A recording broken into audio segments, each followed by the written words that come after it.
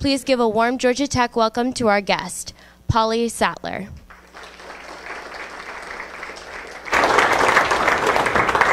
Hello, everyone. Thank you so much for having me here today. I feel extremely honored to be in the class of people that usually come and speak with you all. What I am committed to, and hopefully many of you are interested in, is sustainability across the board. So I'm going to give you a little bit of background about my journey. After I got out of college, I thought I was going to do hotel stuff, and I quickly learned, not for me. I thought travel, hotels. I worked at the 800 number, and I basically had to raise my hand to say, can I go to the bathroom? And I was like, I'm not going to, this isn't going to work. So I left that job, and I was trying to figure out what is next. And it was kind of like this bolt of lightning, and it was like, I'm going to go to graduate school in environmental. I was like, okay. I didn't have an environmental background. And I looked for programs at the time, and in the late 80s, early 90s, there were not a lot of environmental programs. There were environmental science. There were maybe 10 programs around the country. And so I ended up going to George Washington University, and it was an environmental and resource policy degree. And it was like, I really did not like that program the first year, but I got it. It was like, policy is everything. You have pay policies, you have trash policies, you have a lot of different ones. And one of my favorites was one that we had at South Face. And we had a bathroom upstairs that both men and women used. And so to be equitable, we made this policy so that everybody had to put the toilet seat down. Totally fair. And it was like, okay, policy really is everything. And so I began to get how important that was. So when I graduated, I was fortunate to work with, oh, that's the agenda, but we're already past that. The coordinator for the environmental support group for the Olympics. And that was really an amazing opportunity, because everybody who was working in the environmental field was really pretty engaged in that process. And one of the things that we did was to recycle for the Super Bowl, for the 1994 Super Bowl. And we went in beforehand, we did a trash analysis, we were looking at what are we going to be recycling. And there was a flower show before, and this was down at the Georgia World Congress Center. I could not believe the amount of stuff that they throw away. I mean, it was lumber, it was carpet, it was curtains, it was plants, it was just they got done and they threw it all away. Moved on to the next show and just bought everything new. It was horrifying to me. So I was like, well, what are we going to do with this? And so it's like, well, can Habitat use this? And so I went down and I met with Millard Fuller in Americas, who had started Habitat, and said, what do you think about this idea? And he said, it's a good idea, you should go for it. And then someone suggested to me that I should contact South Face. Okay, so how many of you all know about South Face Energy Institute?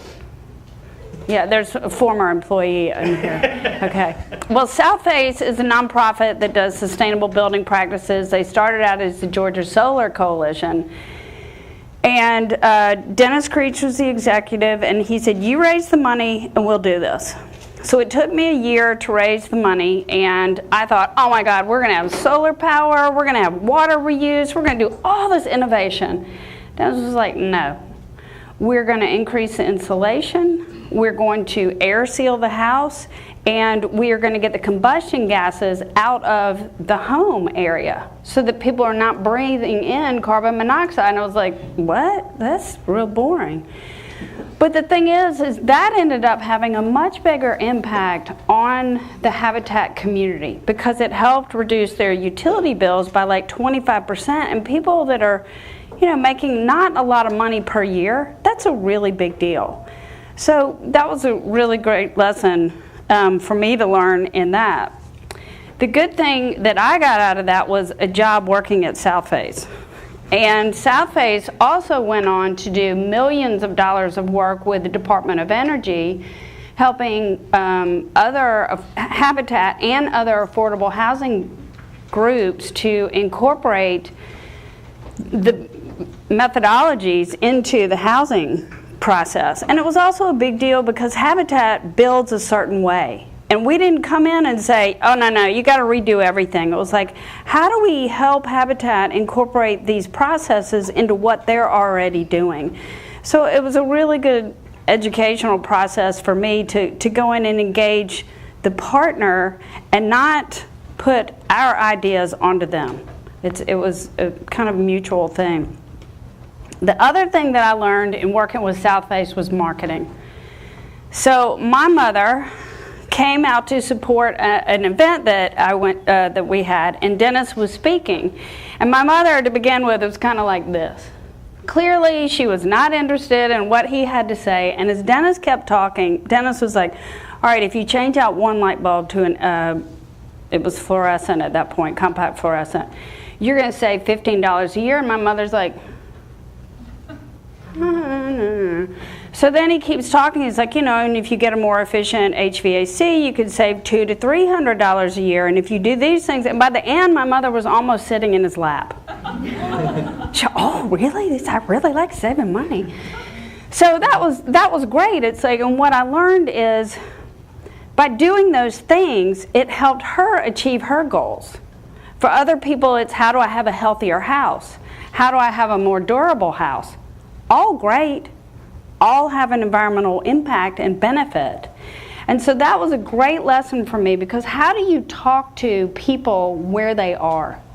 What is it? Because a lot of times if I just come at people from an environmental or sustainable perspective, they're like, whatever.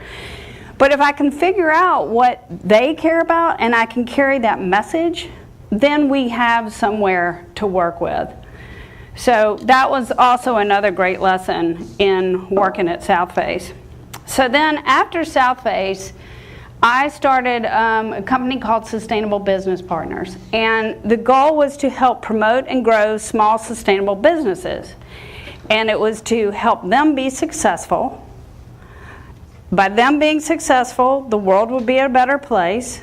And the goal would be, hopefully, that they would then take their money and invest in other businesses, other nonprofits, and make good political contributions. I had an agenda. As part of that, I ended up lobbying. One of my projects was lobbying with Georgia Conservation Voters. So you see a lot of the groups that I have been involved with up here. And we ended up doing Sustainable Business Day down at the Capitol. I love lobbying. It makes sense to me because you're talking to people and it's like either their constituents they care about, or they care about the issues, or somebody's coming up against them and money's involved. So you figure out, you can build strategies around that. So we did Sustainable Business Day for 8 years to show economic development does not have to be the same old traditional business. And the last year that we did it, we cheated a little. We had $8 billion worth of economic activity attributed to sustainable businesses in Georgia at that event. It did include some of the more sustainable carpet companies. That was the cheating. But, it was a lot of good companies, and one of them is EnviroLog. Have y'all ever seen EnviroLog at the grocery stores or Home Depot? It's a great idea. They take wax cardboard boxes that have used to be very difficult to recycle and reuse. They take them and they turn them into these fire logs. Well, they're doing it in South Georgia, and so they're providing jobs. They've come up with a solution that has an environmental benefit. Love that. That's a win all around. So, and then the other thing that happened that year, which was really great, is that there was a joint hearing between the Senate and the House Economic Development Committees and hearing how sustainable businesses could be done in Georgia.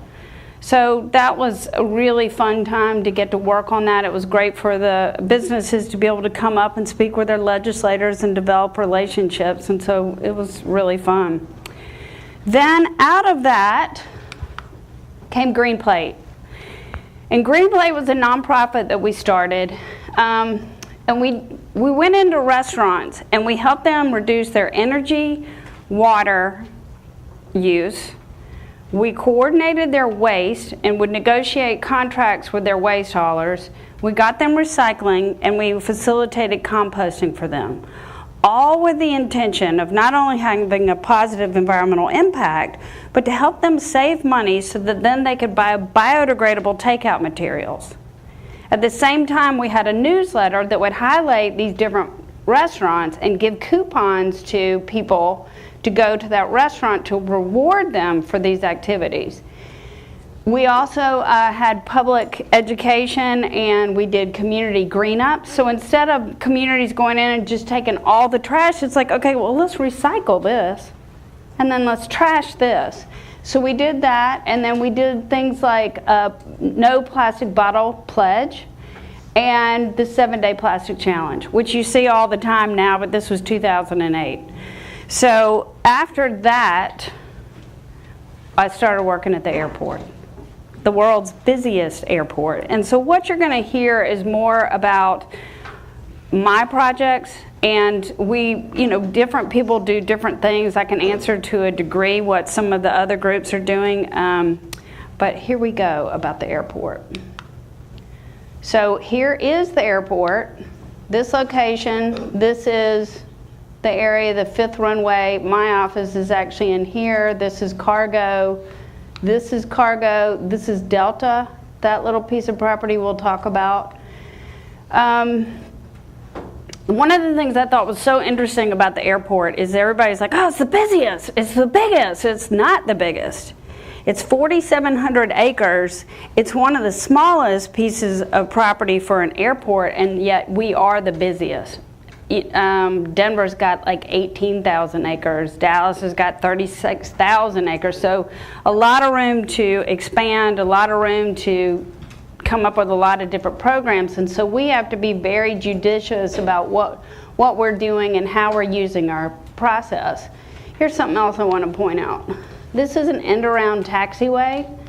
This is interesting. We're also going to be putting in one down here, losing some parking spaces. Parking is really important at the airport. There are 3 real areas where money is generated at the airport: concessions, parking, and airline fees. And a lot of people have ownership of that money, and so it's got to be managed. And so when we lose parking, that's a big deal for the airport. But so this end-around taxiway, it helps with efficiency, because no longer does somebody have to come in, land, wait until the other planes come across. They can come through right here. So we'll be adding that, and that has helped us reduce some of our emissions, greenhouse gas emissions at the airport. So just a little bit about the airport. How many of you knew that it was owned by the city of Atlanta? That's pretty good. So we are a department of the city of Atlanta. 868,000 flights a year.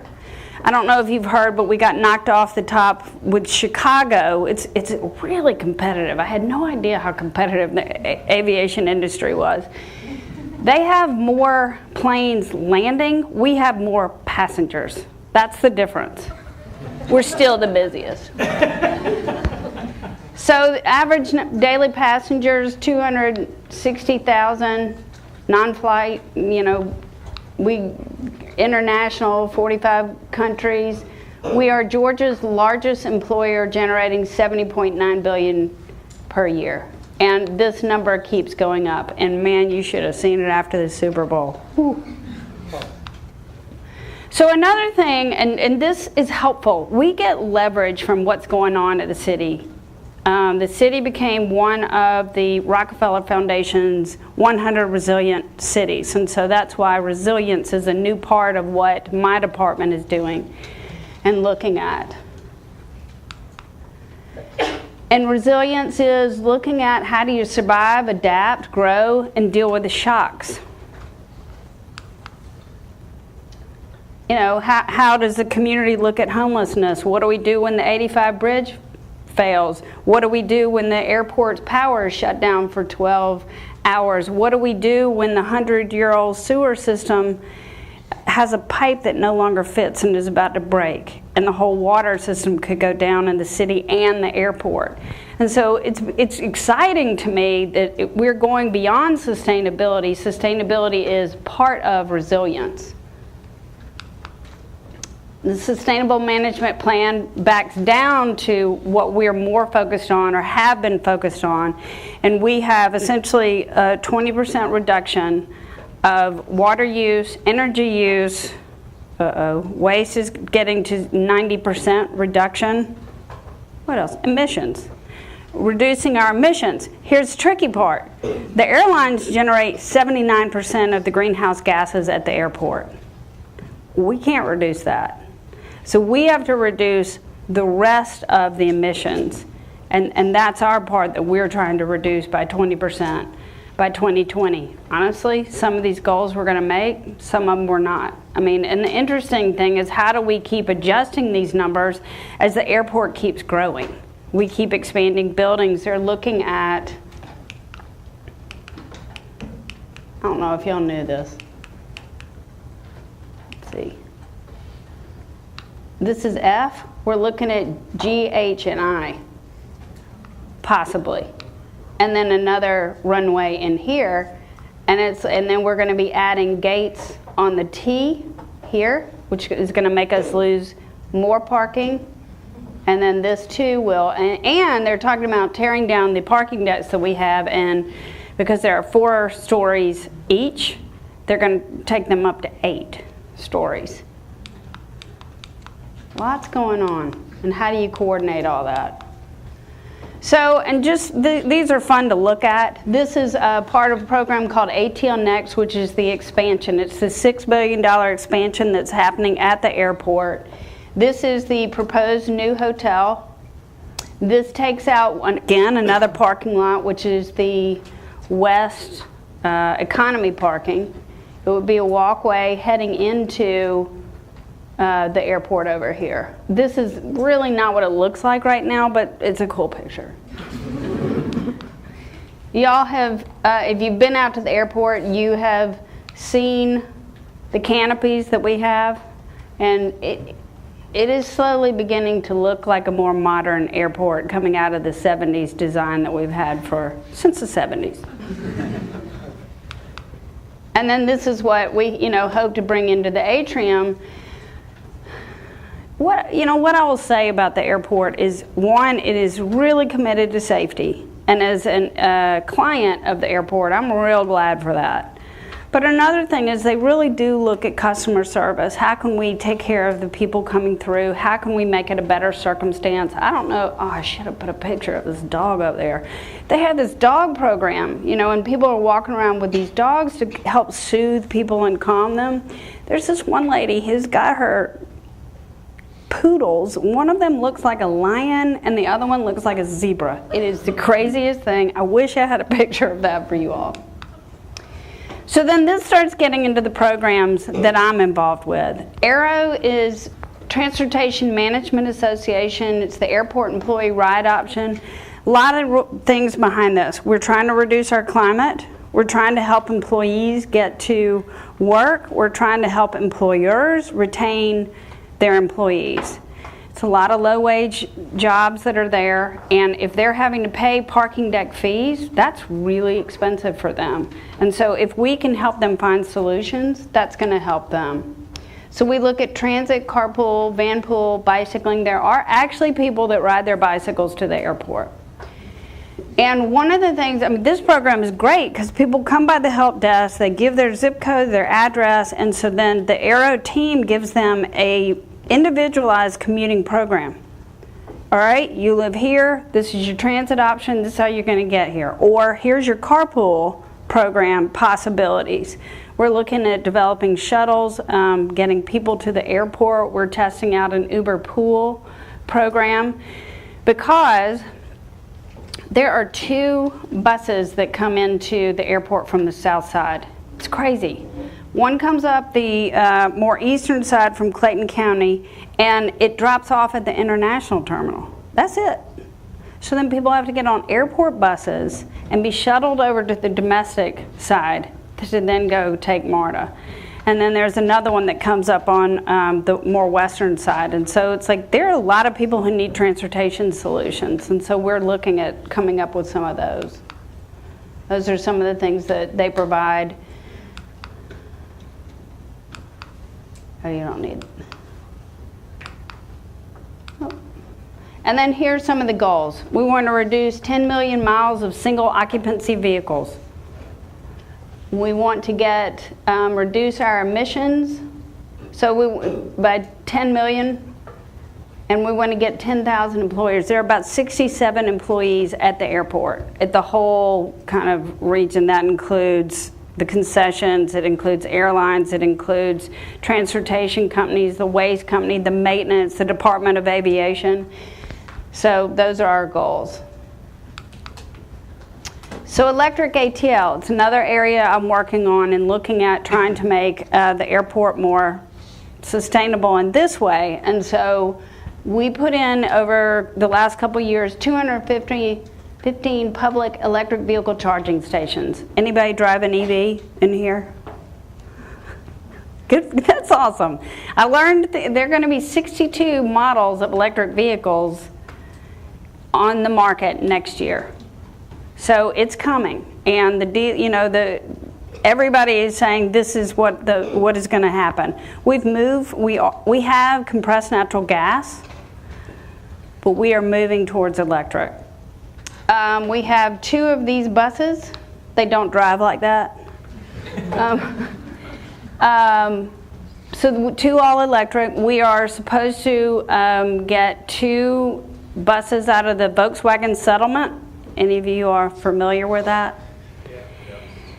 Yeah, it's my TDI that allowed all that. So we're supposed to get 2 more electric buses, and there are shuttles also. There's smaller shuttles, and we are looking to get federal aviation grants to help us afford that, to move in that direction also. We've come up with a 5-year vehicle conversion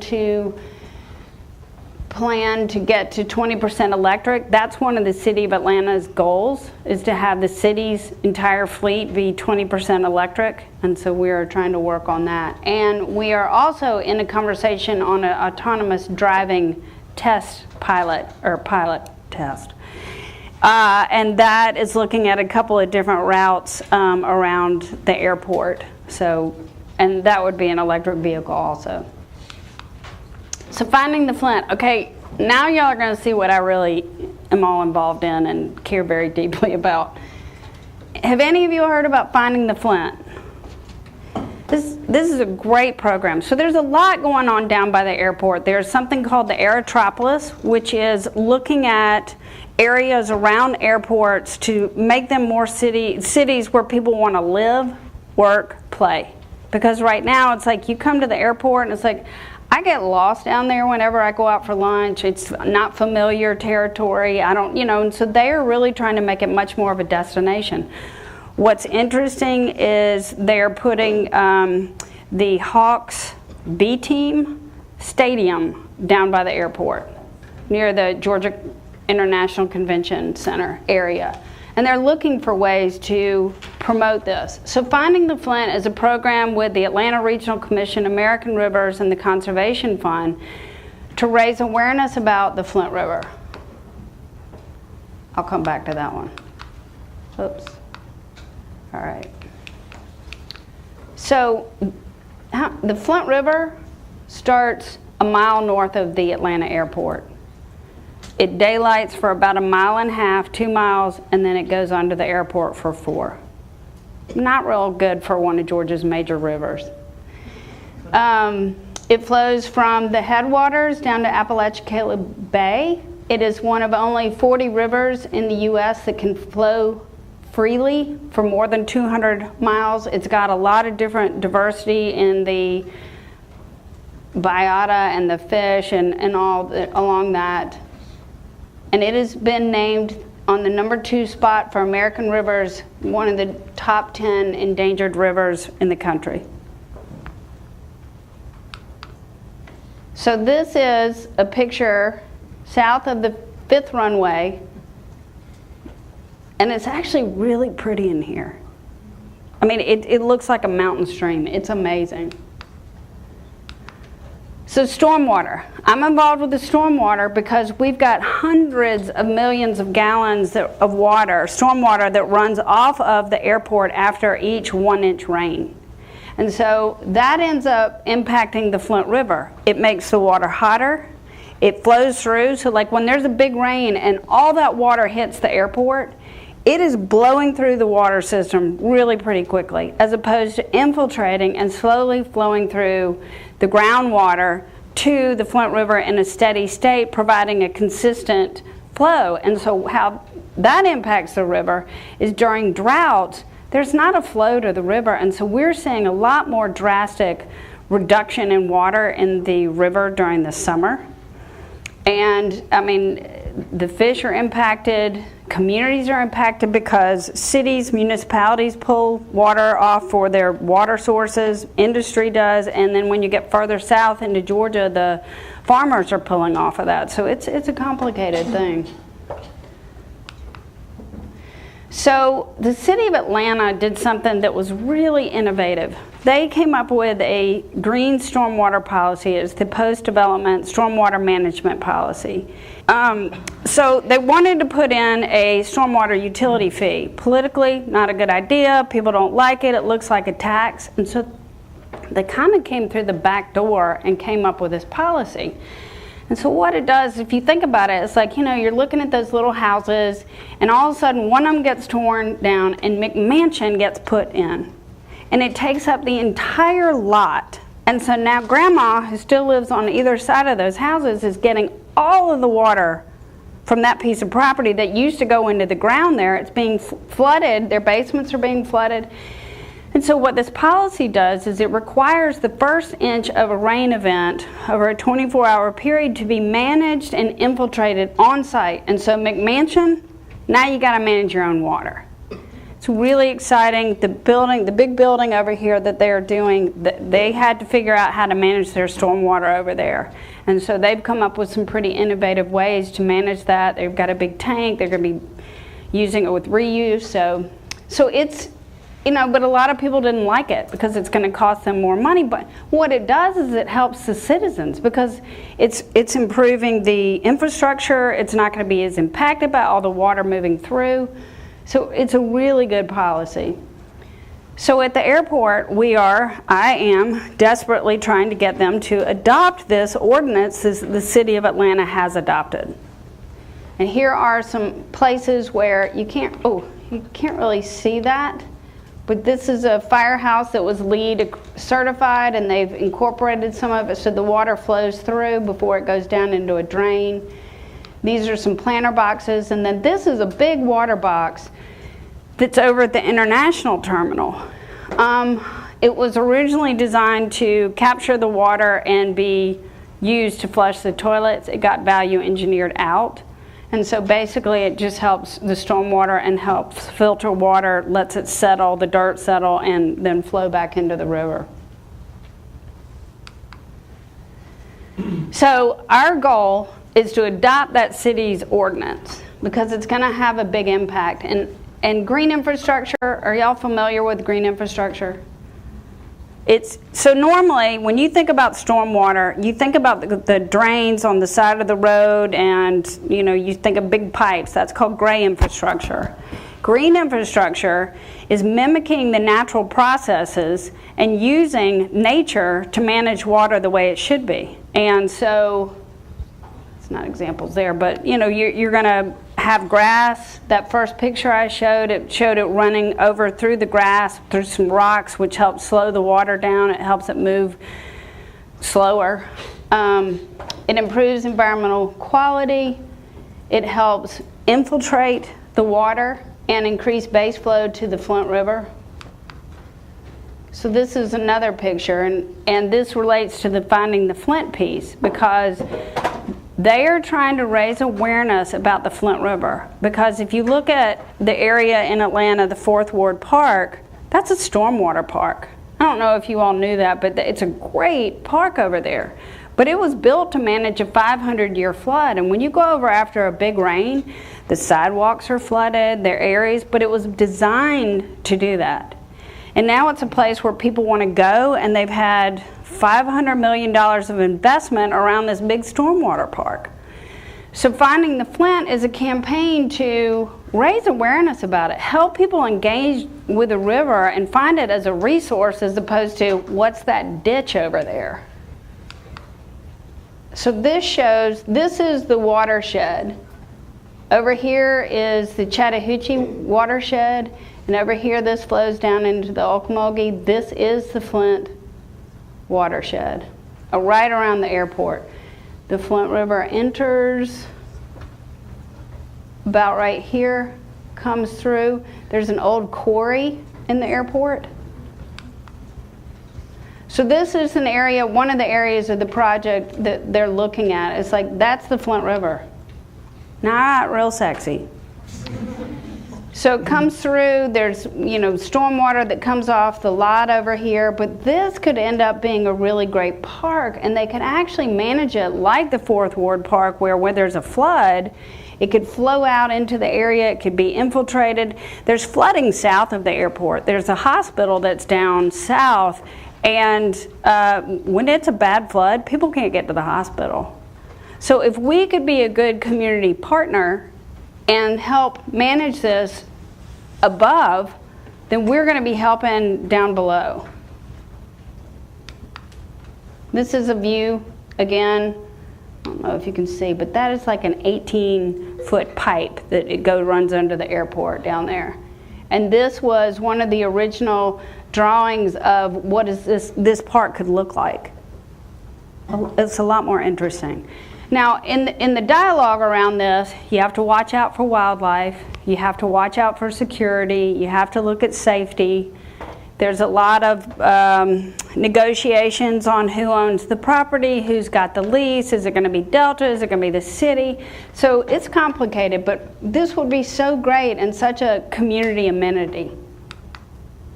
So another reason that's really important is the Aerotropolis has come up with the Greenways Trail. That's 350 miles of bicycling and walking trails around the airport that goes up to the Beltline, connects the city of Hapeville, College Park, East Point, Riverdale, Forest Park, down to the Fulton County city now, so that they really envision it being a web of transportation opportunities as well as recreation. And so this starts then looking into, they've identified model miles. Where do you start this? Here's the first one, right by the airport, that would really, in truth, come right up to that stormwater park. This is what they've estimated. This one would be on, I guess, separated from the road. Here's another one. This is the area where the river is real pretty. I mean, it is, you wouldn't believe how beautiful it is. And it is covered in litter. You know, stuff just flowing through from the airport or flowing down from the communities above. But look what an amazing trail this would be. So, you know, that's right where the Flint River comes out. And it would flow to the east of the 5th runway. So it's exciting that these organizations both started and now they're working together. So now you've got the finding the Flint effort as well as the Greenways trails and bikeways. So the Aerotropolis area could end up being the kind of place where you want to be, the kind of place you want to live. I mean, it's similar to what's happened in the old Fourth Ward area as well as what has happened with the Beltline. And that's kind of the intention, because the economics of people in this area is very low. There's a lot of room for improvement and opportunity, and so it would have a lot of social equity aspects to it as well. This is another program. I don't know if any of you all have flown through the airport and happen to look at the water bottle refilling stations. And you know what? Could y'all get out your phones real quick and text to the number 474747 and text capital A, capital T, capital L in the line.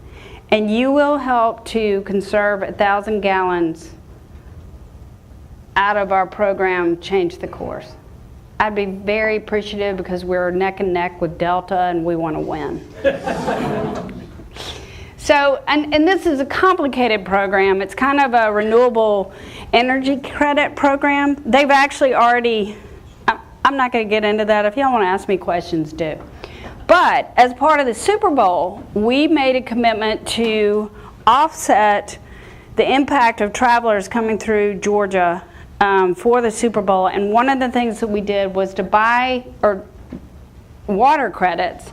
And from that program, we are literally going to be restoring water flows to the Flint River. So I'm personally very excited about that. Plus, we offset the emissions, and we do a program of food management, and so leftover food is now captured and shared with local nonprofits, and so that's part of the offsets that we're doing. So that is my story. There's a lot more going on at the airport. There's energy stuff. We're trying very desperately to get a microgrid, backup storage, and to get them to do it in a way that is 21st century versus, again, being from the 70s. We're doing zero waste. We've got recycling going. We've got electronics recycling. We're working with the different departments to incorporate that. You know, we're working with maintenance. At one point, they had goats come and mow. We've been working to try to get that going again. You know, we're looking at how can we get our own fleet, the 5-year conversion plan. We're going to have to put in EV charging infrastructure for that. You know, we're really just trying to raise the bar, bring in innovation, and reduce our environmental impact as we go along. So, okay, questions? Since we are video recording, we ask that you raise your hand, and me and Jacqueline will bring a microphone to you for your questions. So, anybody like to start with a question?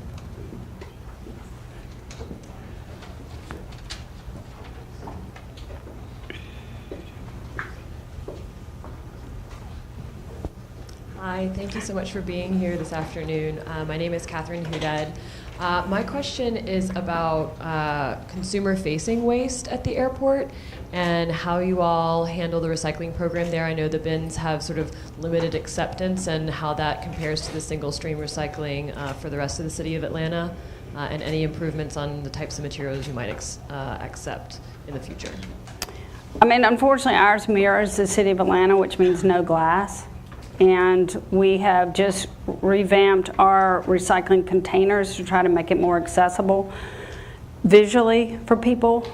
I mean, that is a philosophical question you just got into, because to me it's a consciousness level. I don't get why people can't recycle. I just don't get, it's like not difficult, and so it's like what it says to me is that you're not living your life in a very conscious way because you're just throwing it away. It's like, pay attention. Have a positive impact on the earth and other people. I don't know how we engage people to recycle in that way. One of the things that the airport has done, which has been very innovative, is in the concessions contract, they have required that they move to biodegradable. They were not happy. It has taken over 4 years to get there. Some of them are still resistant, but you will find that the containers are biodegradable, the straws are biodegradable, the bags are I mean, you know, we're getting there. So then as a secondary part, we are looking to do something called Green Acres, which will then, we will be capturing those resources, not waste, but resources, and composting them on site. And you know, we're going to be working with some other local partners to take their compost as well. That'll be an education center so that we can engage the communities and look for value-added products that go with that. So, you know, it's an effort still. I mean, I think we're much better off not just having single stream like they were doing before. So we've improved. Our numbers have gone up, and we're working with some better partners. So we're also looking into ramp recycling to get the airlines more engaged with that, you know, pallet recycling, things like that. It's also interesting because the international materials coming in legally cannot be recycled because of concern from contamination and waste, and so that's a policy area that we're working on. So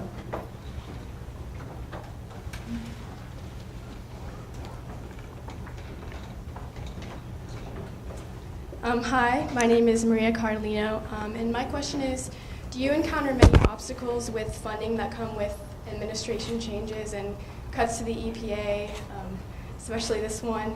And if so, how do you overcome those issues? We have not yet. We actually have gotten a grant from the EPA to do some of this green infrastructure work. We get funding from the FAA. They've got 2 programs. It's the VALE Voluntary Low Emissions, and another Zero Emission Vehicle program. And so those have continued. We are much more directed, guided, influenced by the FAA versus the EPA. We are managed by EPD like other large businesses, and so if there's a sewer spill, EPD is being called. If there's an air emissions thing, we've got to report it. It's EPD. We need citizens paying attention to that and calling it out because we've got room for improvement. I want to see that improvement. So, you know, I'd really like to engage all of you all to be keeping an eye on it and calling for it. So.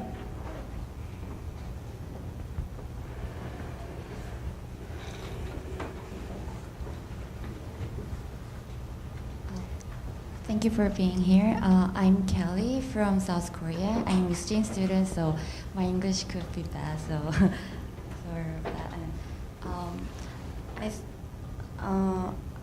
It was interesting to hear about the ideas for the environment and the stormwater management, and I'm thinking that I think the need and the solution can be a little obvious. So I think the important thing is how and the way we solve. So I'm curious about how did you decide the surface size of park for stormwater maintenance, and how did you collect data for that, and how did you decide?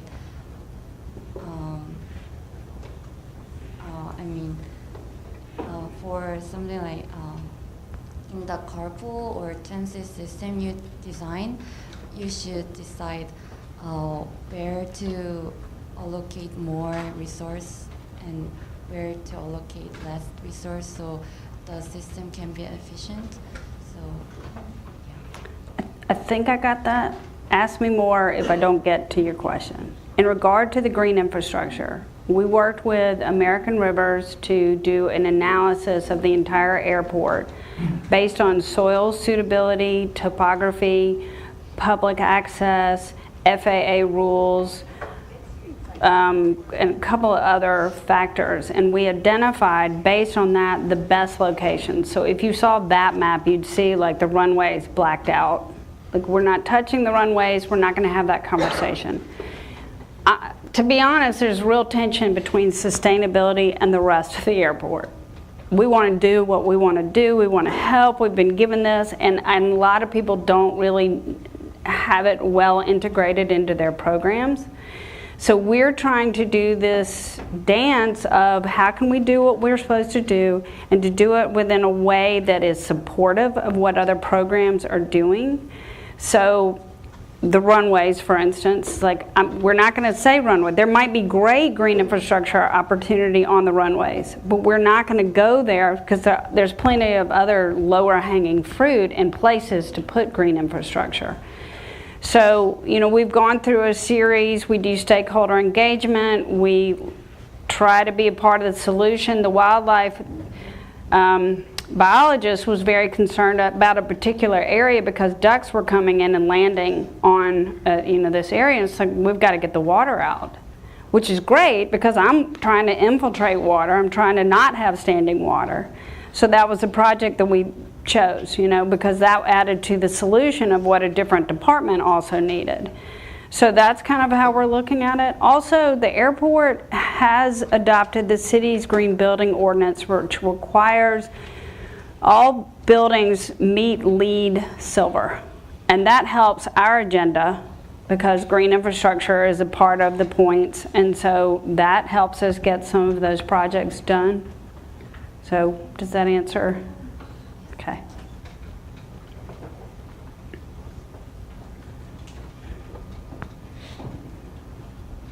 Hi, thanks for coming. My name is Charles Bond. My question is, so the environmental benefits aside from the parks surrounding the airport, what is the viability of these parks as far as noise and being near the interstate and such? I mean, that's an issue, but honestly, I mean, I'm in a building that is between the 4th and 5th runway adjacent to cargo, and the way the planes land, we don't hear them that much. We will hear them sometimes at cargo as they're revving up the engines, but we don't necessarily hear them taking off and landing. And where that particular park is, it would be on the more northern side of the airport, and I don't think they would hear it so much. So I think, I mean, it is, you know, it's like you take what you can get.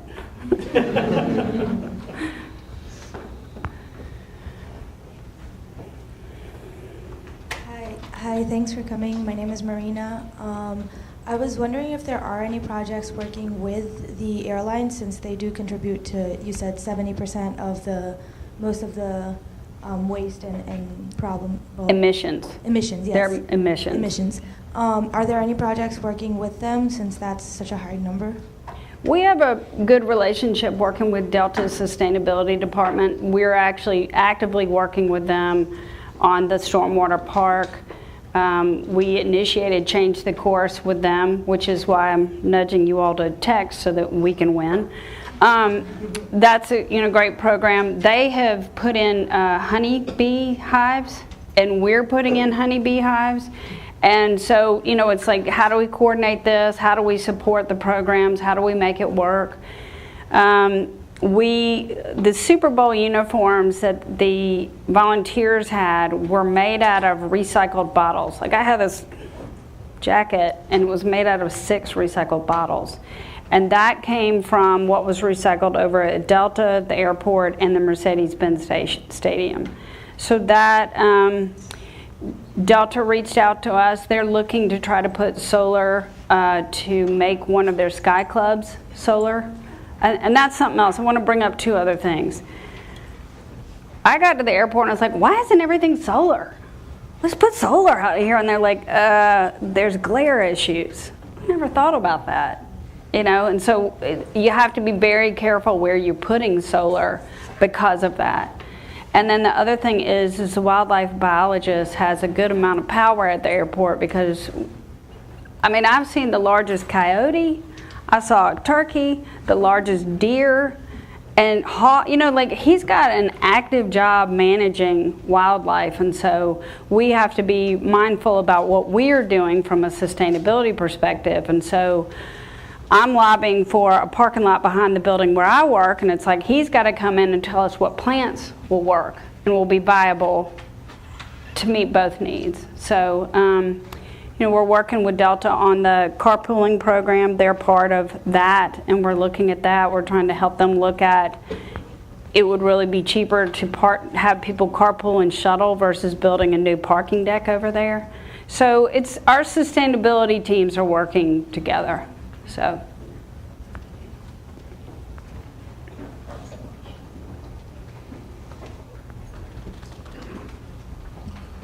Yes, I was wondering if there are similar sustainability functions at other airports like O'Hare, LaGuardia, and do you have a working group that meets to talk about best practices and how they could be propagated across the country?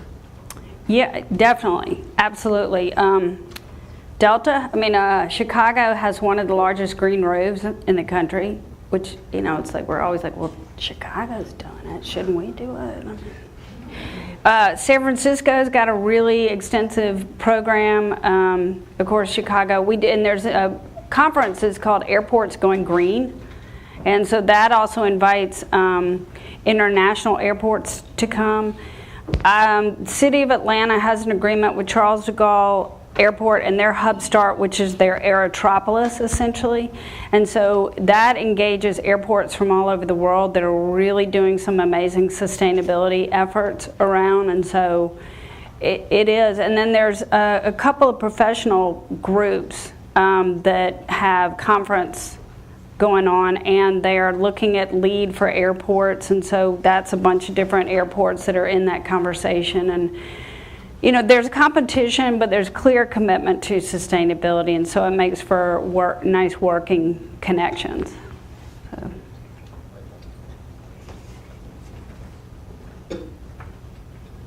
Hi.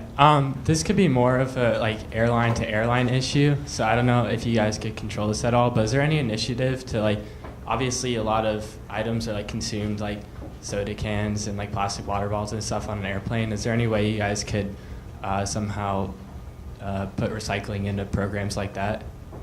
There's stuff that's going on, and interestingly, for the airlines, it depends on the cities where they land.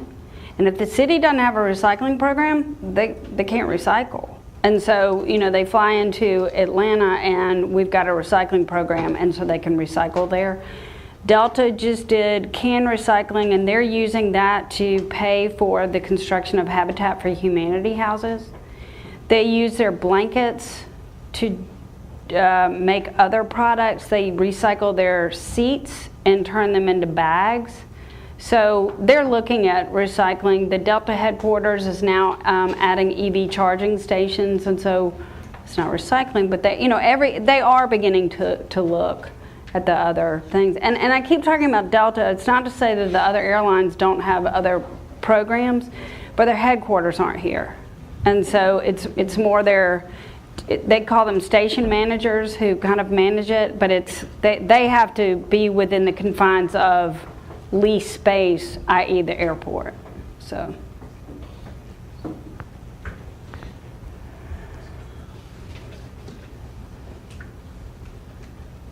I'll have the last question, if you're allowed. So clearly you do a lot of hard work and navigating policy and finances and multiple interests and working with partners. If you could have your utopia, what would that look like? What would the airport look like in your best?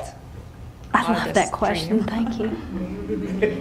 I mean, this is going to sound weird, but I bring in some feminine aspects. I go out onto the D concourse, and it is angular, small, dark, and it's like, where's the draw? Where's the, you know, it's just, and you go to other airports in Europe, and there's a feminine, there are curves to it. It just, I would bring some of that into it. But I would really bring in innovation. I mean, we're talking about doing generators that are diesel to answer what happened, you know, a year ago, December, and it's like, why aren't we looking at microgrids? Why aren't we looking at battery walls? I just don't understand why we are not aggressively going after innovation. And I think that the airport being what it is, it ought to be the building, the facility. You know, now y'all might think tech should be it, and maybe, you know, there's some truth to that, but I mean, the airport is the place where people come. It represents Georgia to the entire world. It ought to be the most astounding building in the state of Georgia. And, you know, we've just now got these canopies. Why is there not solar on that? Why do we not film? You know, why are there not wind turbines? Why don't we have wind turbines at the end of the runways? I mean, but that's my focus. That's my utopia. And, you know, there are a lot of other departments who have very different mindsets, and they've got different orientations. Their commitment is to operations, its commitment to safety, and all those things are valuable and viable and really important also, but I don't understand why innovation isn't the word going forward. Safety and innovation. So that's what I would like to see for that airport. It's an amazing place. It truly is.